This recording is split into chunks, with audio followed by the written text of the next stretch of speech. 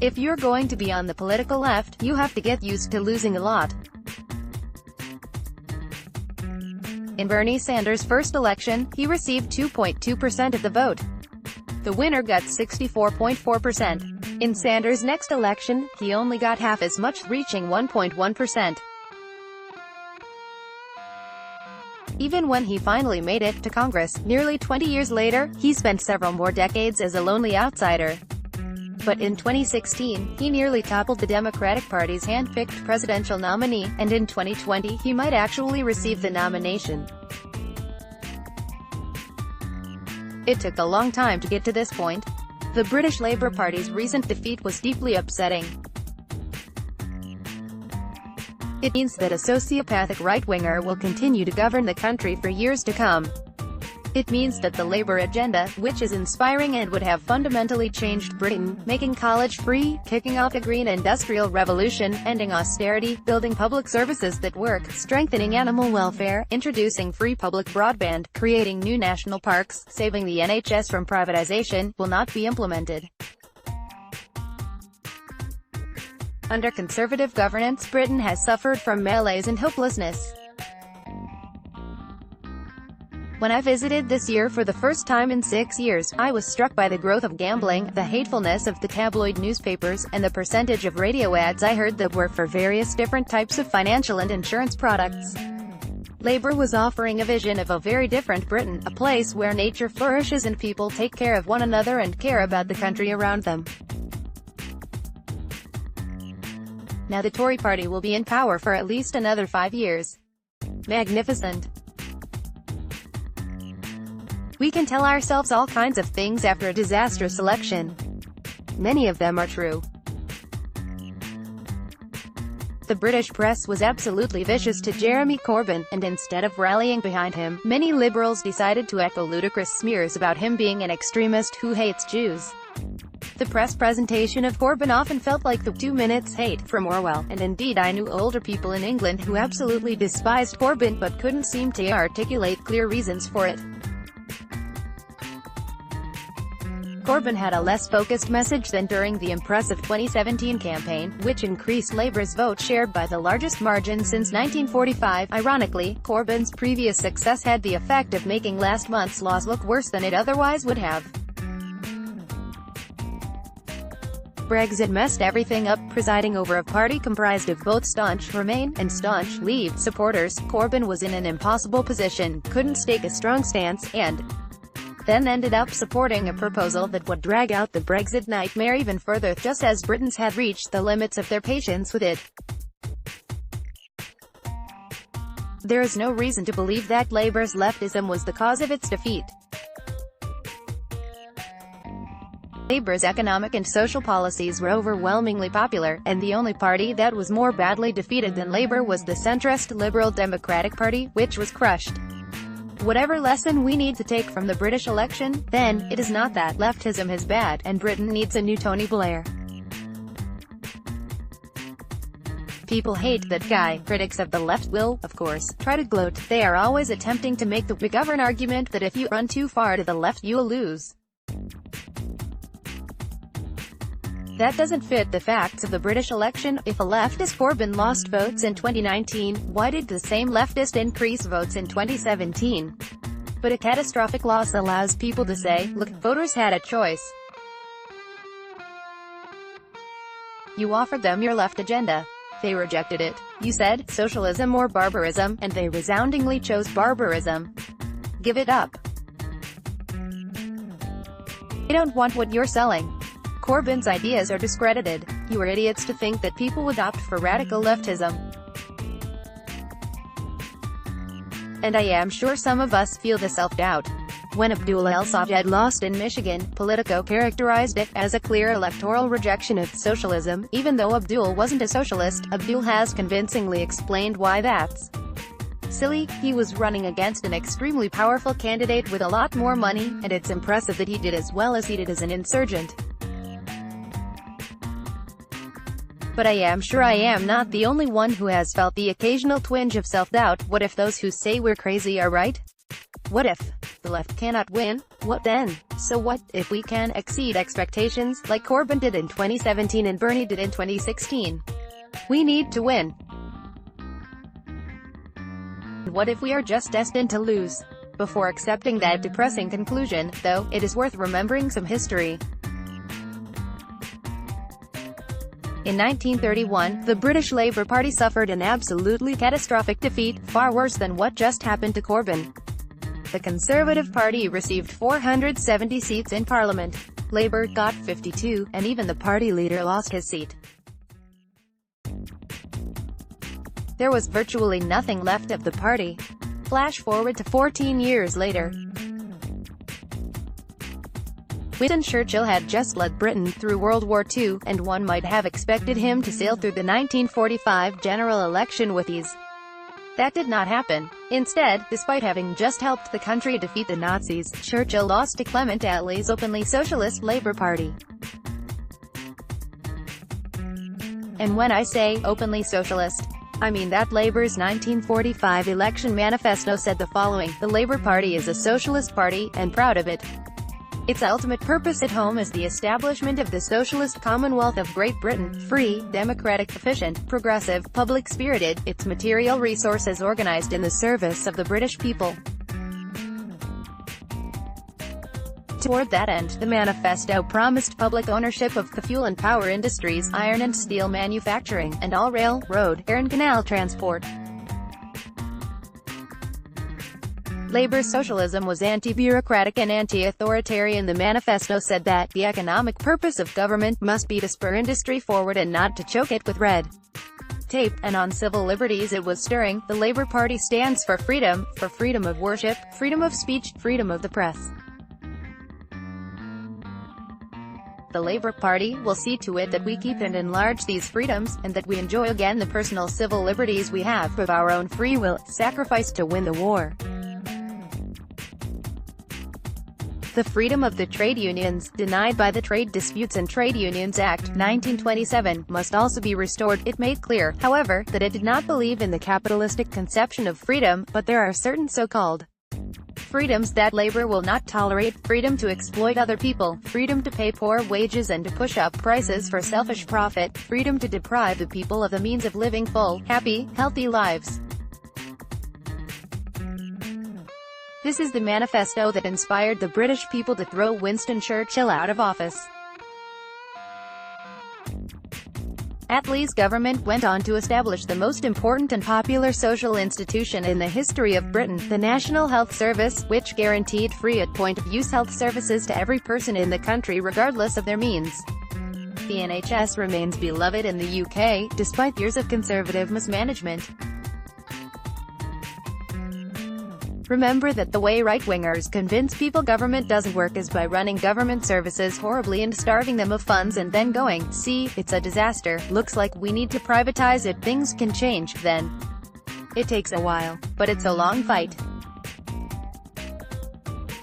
If Bernie had told himself, when he received half as many votes in his run for governor as he had when he ran for senator, that a socialist could never break 2% of the vote, then he wouldn't be a serious presidential contender today. It is not helpful to conclude, without decisive evidence, that we cannot win. All we know is that we did not.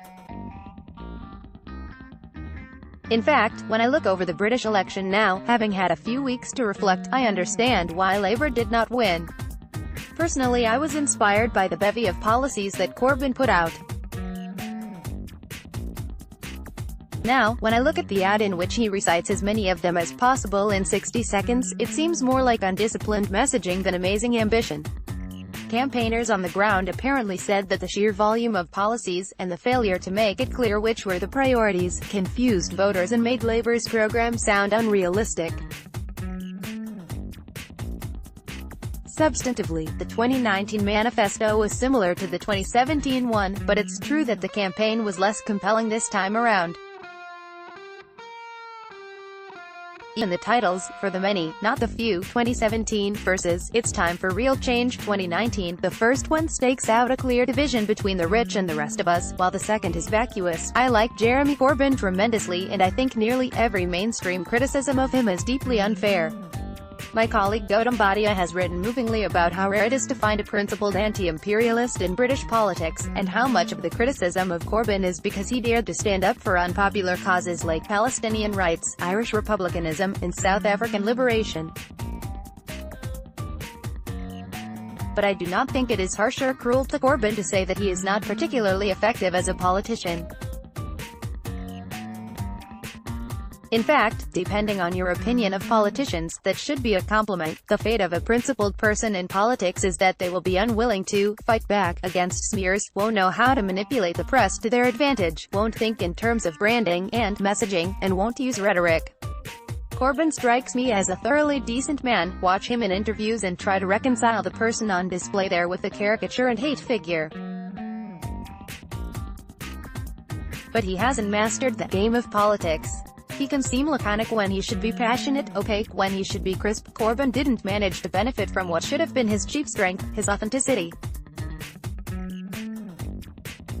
If you watch the ITV debate between Boris Johnson and Corbyn, you'll see Johnson insisting over and over that Corbyn is being evasive on his Brexit position.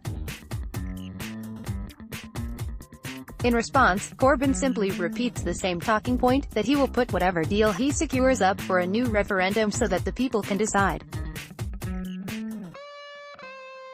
Johnson says that Corbyn is refusing to tell the public whether he will campaign for his own deal. Corbyn avoids a direct answer by simply falling back on stock phrases. Corbyn makes Johnson look like the more direct and honest one. That's a shame, because Corbyn could have had a powerful reply.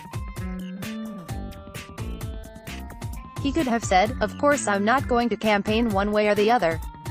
This is a people's vote. It is my job, as the representative of the people, to negotiate the deal, not to tell them whether to accept it. I do the people's will, not the other way around," and it tells you a lot about Boris Johnson that he thinks this is a point against me, since it shows he doesn't understand the basics of who is supposed to make the decisions in a democracy. Boris Johnson has always thought he could manipulate the public into leaving the EU. Hence his endless lies about it, from his early days in journalism to the present day. He thinks you're stupid and should do what he says. I think you are intelligent enough to decide whether you want to take or leave whatever deal I can get on your behalf. That is not what Corbyn did though. He simply repeated his talking point about how a new referendum would be over quickly. It's a shame, because he looked ineffectual where he should have been strong, and if he had been of a more aggressive, brawling disposition, he could have gotten the upper hand over Johnson, at least in the debate. In the election might be another matter, since as I say, Corbyn's position was basically impossible, to the extent that the British election result came about because of Corbyn's strategic choices and political skills, and a campaign of vilification directed at him personally. It is not quite so discouraging for the left as a whole. The big question after Labour's defeat among US leftists was, what does this mean for Bernie Sanders? And I think the answer is, not much. Not just because the US does not have a Brexit vote, although Trump will try to portray impeachment as a similar attempt by elites to overturn the people's will. But also because Bernie is a very different kind of politician. Corbyn spent many years as an obscure backbencher before being thrust into the spotlight, and had to learn political leadership after having it thrust upon him all of a sudden. Sanders has spent many years racking up legislative victories and served as a successful mayor. As my colleague Paul Watters-Smith notes, Sanders is actually a formidable organizer who has demonstrated a strong command of messaging and tactics. But there are lessons we need to heed. We can't just write off the British election as irrelevant and ignore it. It does show that a strong economically left agenda does not sell itself. It might be popular, but unless a party leader can present it to people effectively, even if they like the individual policies, they might not vote for the party. We also see a warning about the power of media. Corbyn faced a relentless barrage of anti-Semitism accusations, and had to expend valuable time and energy trying to deal with them. That particular charge would be a little more difficult to make against the man running to be the first Jewish president, though they'll probably try it nonetheless. But there will be a media onslaught. Expect to hear about Sandinistas, the USSR, the PLO, and whatever else they can throw at Bernie. You can't rely on liberals. Look how Tony Blair tried to destroy Corbyn rather than help him, just as Obama hates Bernie Sanders. We need to be ready, and there has to be a very clear message that can win. Bernie's message right now is at risk of being muddy like Corbyn's was, in part to compete with Elizabeth Warren. He now has a plan for everything, and the Sanders plan might sound to some voters like the Labour manifesto, with too many giant promises and too little focus on a few key priorities. Sanders also needs to take note that you cannot win with young people alone. If it had been up to young people, Corbyn would be Prime Minister, and they would surely make Bernie President, too. But the elderly vote, and there needs to be an appeal that can reach them. Bernie needs to get the nomination, but if he gets it, he has to win the general election. Worse than him losing the nomination would be getting the nomination and losing the general. Centrists would spend years blaming the loss on leftism gone too far, even if the data showed that their preferred candidates would have done even worse. This is what is going to happen in Britain now, and it is going to make it very difficult to take the next steps of building a viable left. What are those next steps? I don't claim to be able to advise the British left, which is in a very difficult position, but if the American left loses the 2020 election, we'll probably have to focus on building institutions outside the government, slowly rebuilding the labor movement and taking over local offices. It will be very, very tough, and I do not envy those in Britain who must now figure out how on earth to take next steps politically with half a decade more of conservative austerity government on its way.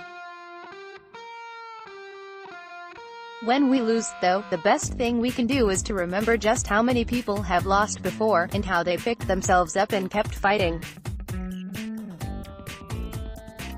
The 1931 Labour defeat was horrendous. Less than 20 years later, Labour would transform the entire country. When I watched Abdullah El-Sayed lose in Michigan, I was devastated. So many incredible people had put so much effort into that campaign, and it had all come to nothing.